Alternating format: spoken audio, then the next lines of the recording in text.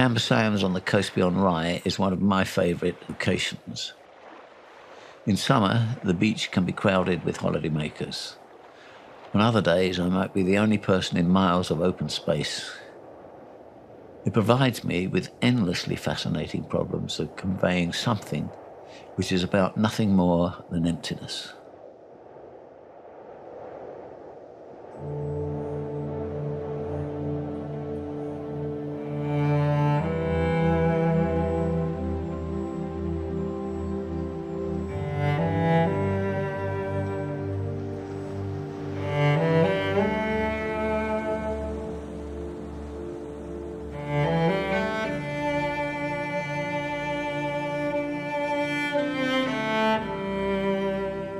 To begin with, the sheer volume and complexity of visual experience is overwhelming.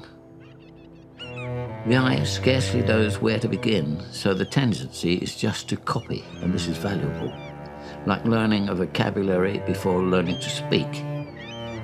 Yet it's astonishing how little we really take in of what we see, and how little we understand form and structure until we attempt to commit them to paper. The uneducated eye can judge distances, find and avoid objects, do all these things which we need to survive. But the artists are in another business altogether.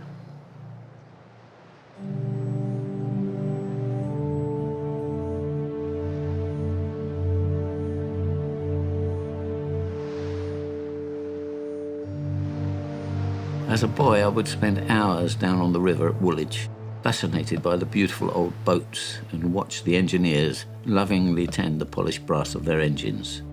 The free ferry across the Thames was a particular attraction. Small boys could travel back and forth as long as they wanted. These rich and varied scenes became the subject of my first attempts at drawing.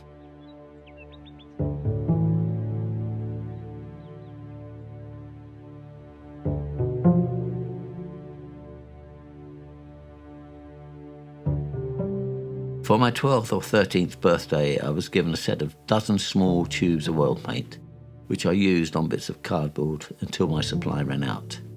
I can't remember the pictures now, but I can still remember that smell.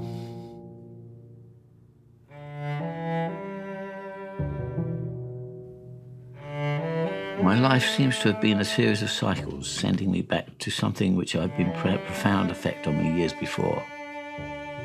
I've always been particularly drawn to working rivers and ports.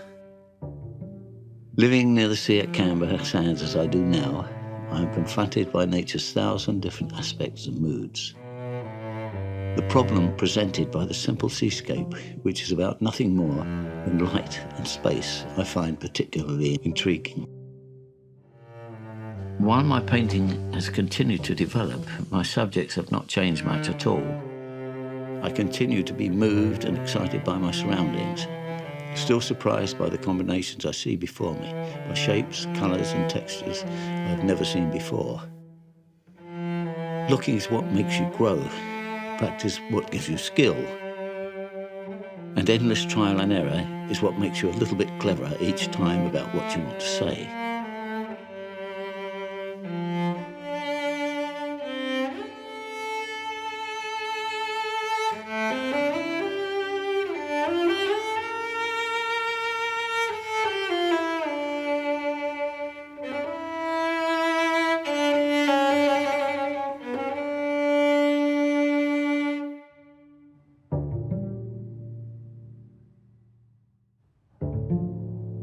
I like to be surrounded with images in various stages of development.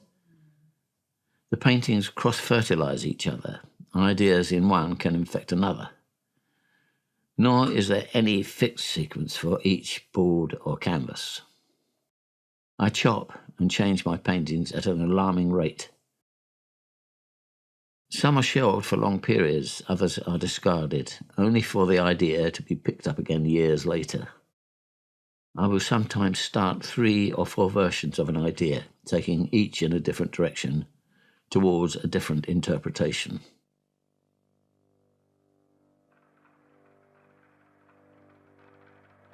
Giorgio de Chirico's work about the fact that you do often see a figure, but often you just see a figure,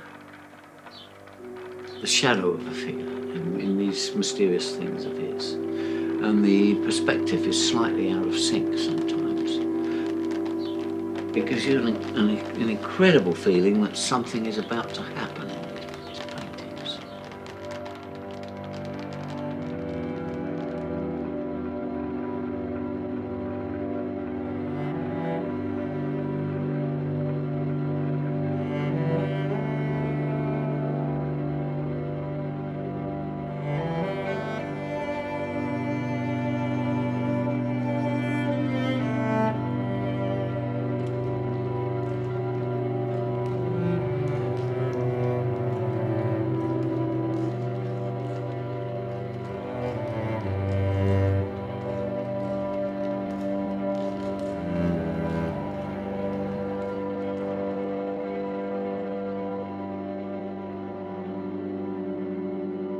As I watch a plane take off from Gatwick Airport, 50 miles away, the sun, now beneath the horizon, illuminates the vapor trail in pure gold until suddenly the trail turns a pale mauve as the curvature of the earth cuts out the sunlight.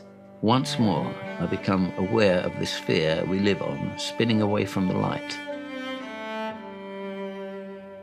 From my studio shed, I see everything transformed by the angle of the light in autumn evenings. A magical half hour of brilliant gold light against shadows and dark areas. The jam jar on my windowsill, holding dead flowers, thistles and teasels, is transmuted into gold, a treasure from the tomb of Tutankhamun.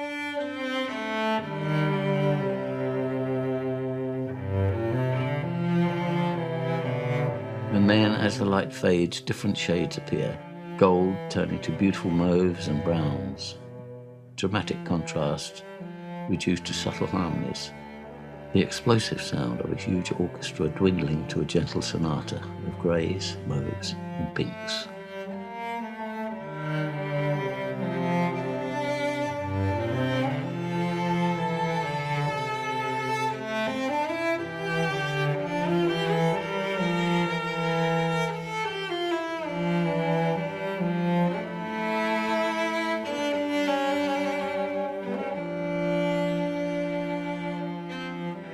Some of us are looking for beauty, some are commenting on human life.